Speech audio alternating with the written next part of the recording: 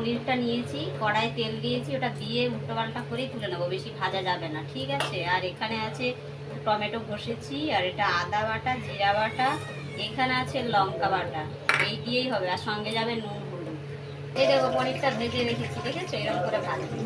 জিরা তেজপাতা ফোড়নে দেবো, আলু দেবো,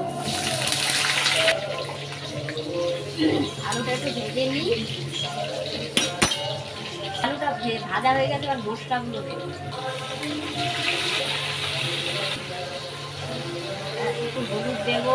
এটা ভালো করে কষবো চাপা দিয়ে, এরকম ভালো করে কষে নিয়ে আর জল দিয়ে দেবো। এই দেখো জল দিয়ে দিয়েছি, এবার এটাকে ঢাকা দেবো, আলুটা সেদ্ধ হোক। আলুটা আমার সেদ্ধ হয়ে গেছে, পনিরটা আমি দিয়ে দেবো, আর একটু হবে। পনিরটা দিয়ে দিলাম, আলু সেদ্ধ হয়ে গেছে, আর একটু হবে। এই দেখো এটা হয়ে গেছে।